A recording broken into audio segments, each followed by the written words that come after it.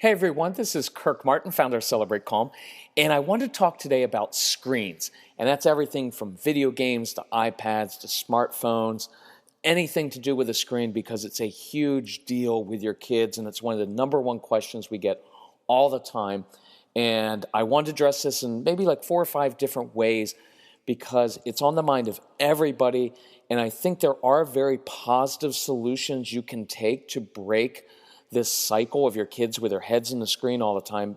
It's not always easy, but it's not as hard as we think either, and it does take a little bit of parental courage. So, we just spent the past weekend with this camp. We do these camps with these kids, and we had 10 kids, and we had them all day Saturday, most of the day Sunday, and they didn't have their heads in screens, and they didn't complain. And part of the reason is because we got outside, and we just started walking. And we walked on Saturday almost 8 miles with these kids. And a bunch of them were complaining at first, like, we've never walked this far. My legs are tired. But you know what? They loved it. We'd walk by a tree, and instantly half the kids are already climbing up the tree. They're on it. They're finding those little culverts, those little kind of like little sewer places where the water runs under a road. And they're trying to figure out, how can I climb through that thing from one side to the other? They're picking up things, old scrap wood, and they found some acorns, and now they're hitting the acorns with the wood. They found a golf club. They found all kinds of stuff. Why? Because we were just outside walking. Now, we had part of a purpose. We were going to this park where we played a game with them, divided them into teams, and we had some money, and they had to find the money under a bridge, and there were all kinds of different clues in order to find where we had hid the treasure. And part of the clues, most of the clues were required interaction. They had to interact with each other to figure out different gifts and talents, things that they're interested in of other people in their team, so that they could come up with solve the puzzle. But most of it, honestly, we were just walking outside. So point number 1 is you have to lead. You're going to have to, as a parent, you're going to have to get outside and lead your kids. You are the parents. It's not like the old days where kids would just wake up and go run outside. They literally have no idea what to do outside if you're not there. And the kids, a lot of times, they don't really have an opportunity to be outside because nobody's outside with them. So I would tell you, I did this with my son, even when he was a teenager, and his teenage friends would go outside. As long as we were playing something fun and we were out there and we were messing around and getting into things and finding things. But most of your kids are very good at making things and inventing things, and these kids were finding all kinds of cool stuff just by the side of the road, and they were making things out of them, and it was just a cool thing. And then that Sunday, I had the parents and the kids bring cardboard. So we got the kids outside, and they were building cardboard forts. And they love doing that stuff, but you just have to take that extra step and do that. It's so easy to fall into the trap of the whole family just kind of reverts back into their screens because it's kind of safe and maybe it keeps them quiet. But it's not good for them, and you already know that intuitively. And it's a big trap, and for many of your kids, it just changes their moods and it changes who they are. So do lead. One of my favorite things to do, a great tradition after dinner at night, especially as it starts to get warmer, but even then it doesn't matter. Put on your coat, whatever it is, go outside and take a walk. A 15-minute walk after dinner to get fresh air is a fantastic thing. Because you know what it's like after dinner, when you're tired, everybody just goes into the living room or the kitchen, wherever, to their bedroom. And it's so easy just to turn on the TV or get your head in a screen. But if you make a habit of going for a short walk, the fresh air is great and it changes people's moods. But you also have really great talks because you're walking and talking and you're seeing and noticing things. It's simple and it will break some of it, but you just have to go do it. The third thing I wanted to talk about this, and I've changed my tone in many ways. I've always taken the tone, which is, I believe, true, and you will believe in this too, is that, hey, we're the parents. We get to make the rules, and if we don't want you on screens, you're not on screens, okay? And I get to make the rules, and I set the limits, and I'm all in favor of that. We're the authority figures, and we get to set that. But instead of just taking like the tough tone toward parents, it's shifted a little. And you know what it is now? It's compassion. It's compassion for your kids, and here's why. Most of your kids literally cannot handle that smartphone or that device that is in their hand. They can't. They can't handle it. It's controlling their lives. It changes their moods. It dictates things to them. It is owning them. And you know what? It's owning many of us as adults too. And so what shifted is the compassion, because can you imagine if you and I had grown up in this era? I'm thankful I grew up before we had all this stuff, because we were outside and we were learning how to do all kinds of things with our friends. And these kids, they don't know how to do that. But here's the other part. They're dealing with social media, which is brutal. You've got teenage girls and even younger whose whole day is ruined because they posted a picture on Instagram or on their Facebook page, and their best friend didn't like their picture, but they liked some other girl's photo. And now there's all this drama. And it is a terribly difficult thing to manage. And so I've shifted to, I have compassion for the kids because we as adults have created this. It's not the kids' issue. We've created it, and we put something in their hands that they literally can't control. So for some of you, the discussion, and I'd wait for the weekend perhaps to do it, because it's going to be nasty. It's not going to be pretty, but it's necessary. For some of you, the appropriate discussion this weekend sounds like this. Son, daughter, I need to apologize to you. I gave you a smartphone when you were too young, way before you had the ability to handle it. And it's controlling you, it's dictating your moods, it's changing your life, it's changing our entire family is now different because of it, because I gave that to you too soon, and you can't handle it. So I want to apologize for that. But what I want you to know is, beginning over the weekend, we're going to start this Friday night, Saturday, whenever this is, we're going to start. I'm taking it away from you. And here's what's going to happen. You're going to be angry at me. You may hate me. You're going to call me names. You're going to have a big meltdown. You are going to be furious. You're going to be upset. And you're going to do everything in your power to convince me that you can control it. And you're going to want to bribe me somehow or threaten me with something. And here's what I want you to know. I love you too much.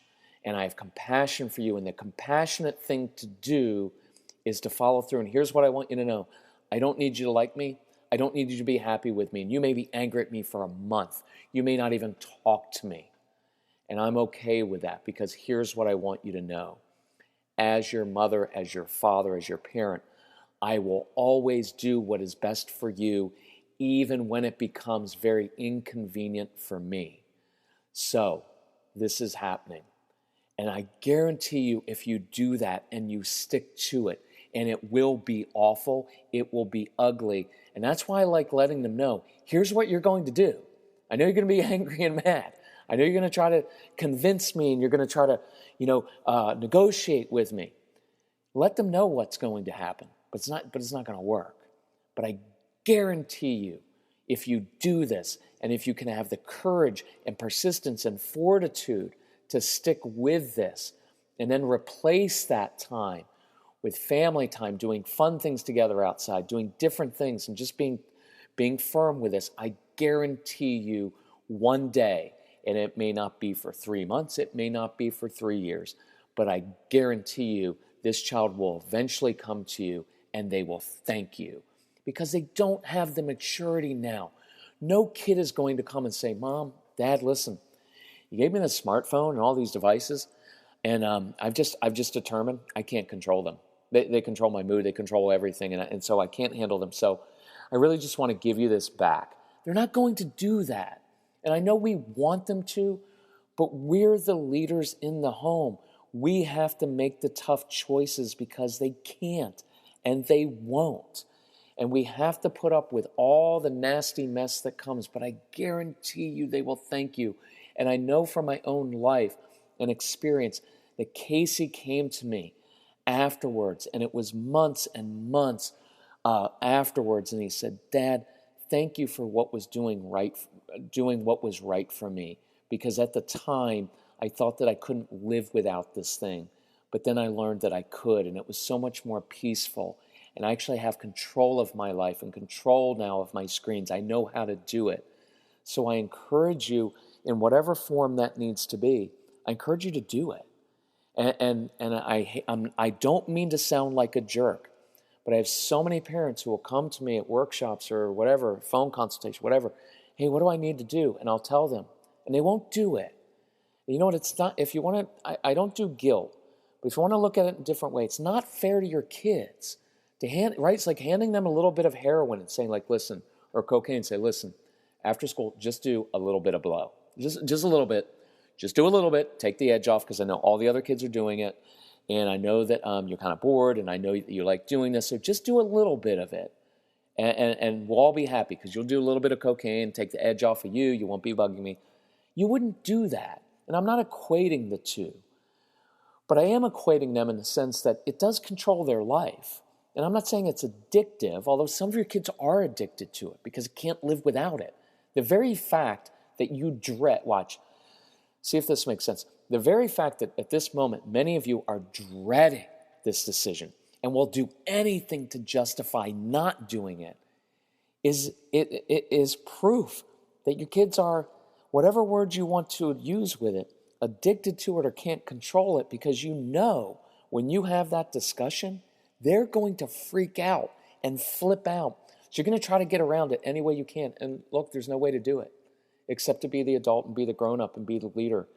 And I guarantee you your kids will thank you. So that's kind of the tough way, compassionate way to me. But let me show you a different way as well, a different way to look at this. And we go through this in great detail. We have an audio CD series. It's called Control Screens So They Don't Control You or Your Family. And we go through, because it's technology, it's pitting you against your kids. There are endless power struggles over video games. And you end up, I'm going to take it away. Okay, can I have it back? Can I have it back? Can I have my phone back? When do I get my phone back? Can I have it tomorrow? What if I do this? Can I have it next week? And I did it. And it's endless, right?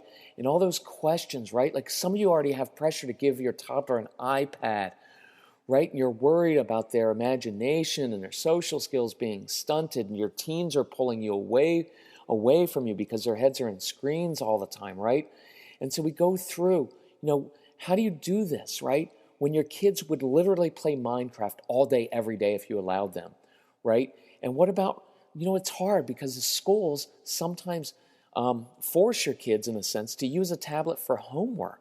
But then you have these kids, they have little impulse control. They get distracted, so they end up, you think they're on their iPad, right, or a tablet doing their homework, and they're not. They're playing a game, right? Or a hard one, right, which we go through is your kids who have that fear of missing out because their friends are online at night texting at 11 o'clock, 12 o'clock at night, and your child's not. And so they're like, but I'm feeling left out, right? So we go through all of that, but I'm going to give you some insight. And that's, by the way, it's at celebratecalm.com/control-screens. And we go through a lot on that. And just so you know, I'm mentioning because this week, I'll just be honest, I'm getting kind of tired of asking about this all the time and trying to explain it all. And so for any of you that know Celebrate Calm, you know that our CDs, we usually charge $97 or $197 for each set of CDs. Why? Because they're worth it. And if you listen to it and you apply the strategies, it will change your family. And so for this Screens one this week, what we're doing is, because Casey and I had a little debate on the car, we're on the road, and I was like, I want to do it $29. He's like, Dad, $29? You've never sold anything for $29. It's too cheap. People aren't going to value it. And I said, you know what? I'm frustrated. I want enough people to buy it so I don't have to keep answering the same questions. And for $29, I mean, it's way less than a trip to the therapist. It's less than the cost of a video game. So it's less than the cost of, you can disconnect your kids from their smartphone. You'd save more than that. But anyway, it's $29, and I've never done that. But I want families to be free from these power struggles so they can enjoy each other again, right? So here's what I want you to think about with video games and screens and other things. And this kind of, the reason I want to do this is it encapsulates our approach to just about all behavior. All behavior is pretty much based on meeting a need, right? It's determined by meeting a certain need. You eat, why? Because you're hungry, right? Simple example I always use is it's late afternoon with your kids and your kids are starting to misbehave and you just say, hey, cut it out, stop misbehaving, nothing changes. But if you give them a snack, all of a sudden their behavior changes and they're angels again. You didn't change their behavior, you met an internal need by feeding them. So, I want you to think about this. When your kids are on screens, especially video games and maybe on their smartphones, what needs are being met? One, there's order. Order and structure, because your kids don't have a lot of it and they crave it. When your kids play their video games, they know exactly what to expect. The rules are the same. The consequences of the video game are the same every time. They know what to expect because there's not a mom video game and a dad video game giving them different directions and rules. So they know what to expect, and that feels safe for kids. There's ownership in it. When you and I were kids, we had ownership of our lives because we were outside playing with no adults around for hours every afternoon and pretty much all summer long, no adults. Your kids, the only time they really have ownership of something where an adult isn't controlling or organizing it is when they're playing their video games, because we hate them so much, right? We hate the video games. Stimulation. The video games, the screens are immediately stimulating. And your kids who have brains who are understimulated because they don't get enough blood flow or dopamine are always seeking brain stimulation because they get bored easily. It's why they fidget. It's why they argue with you and pick on their siblings and procrastinate. It's all about brain stimulation. And all of a sudden with the video games, they're getting a lot of instant stimulation and immediate feedback. It comes very, very, very quickly. There's a social aspect of it. Now, not the way you and I want them to get social skills done, face-to-face interactions, but there is a social skills component because kids on Xbox Live are playing each other, right? They compete against each other. They talk about their video games all the time. Video games, screens are a challenge. Your kids like a challenge, and they get up for it. And these video games provide an intense, immense challenge for it because they want to get to the next level, right? And that's what you hear all the time. Hold on, I just need to get to the next level, right? I just need to save it. And I want to do away, by the way, with all those power struggles too. Here's something we miss: competence. Your kids are very good at video games, and we really miss this one. Most of your kids are not very good at doing school. They're not. They're not great at school. They're not always great at being at behavior, right? But they are good at their video games. They're good at manipulating screens. And so do you know where confidence comes from? It doesn't come from an adult saying you're wonderful and you're amazing. It comes from accomplishing something. It comes from competence. So when your kids who are starved for this, sometimes in school and at home because we rarely praise them and they don't get to use their gifts and talents, when they get on the video game and they're really good at it, guess what it feels like? It feels good because they're really good at it. And now it's one area of their life where they have confidence. So just think about this. These screens provide order and structure, ownership, stimulation, immediate feedback, social skills, a challenge, competence, and confidence. And then all of a sudden we come to them with their video games and say, hey, stop, cut it out, done, no more video games. And they're like, hold on, you just ripped away from us something that met all these internal needs. And again, it's your right to do that. With a smartphone, smartphones are a little different. They don't meet all of those needs, but they meet some of them. But still want you to take away the smartphone if you need to. And I want you to take away the video game. But here's the longer term approach. If you want to get your kids off video games and screens or limit them a lot, if you want to do that with a fight, you have to figure out a way to meet all of those same internal needs in a different way. And that's why I encourage you, get the Screens CD, because we go through that in great detail. How do you actually do that? And I've done this with lots and lots and lots of kids over the course of the last 10, 15 years. I've used this approach. I used it with my own son because he was at one point pretty much addicted to Call of Duty 2. And we're able to get him off of that without the big fight because we met needs, the internal needs, in a different way. And Casey, by the way, is on the CD talking to your kids. And I had Casey record with me because actually Casey was really good at this. And he learned how to control his social media. And I'm actually really impressed because he's in his early 20s. He's actually really good with this, of not letting the technology consume him. He's actually done a really good job. And so I like sometimes for your kids to actually listen to the CD and hear Casey talk about this and the self-control. So if you're interested in that, anyway, let me wrap it up this way. Do this. You can do these things, right? You can do these steps. You can lead and get outside. You can go for that walk after dinner. You can have the compassion for your kids. You can figure out different ways to meet these needs. If we can help you with that, I'd encourage you, email Casey. Email my son directly. It's Casey, Casey, at celebratecalm, CALM.com. Casey at celebratecalm.com. And tell him you want help with screens, and he'll help you out with it. Or call 888-506-1871. Or you go to celebratecalm.com/control-screens.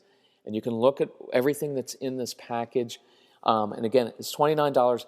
I will probably never, ever do anything that cheaply again. Why? Because I think it's worth a lot more. I mean, some people have done endless therapy and some of you have had to do therapy with your kids over power struggles and fights and moodiness and all those things.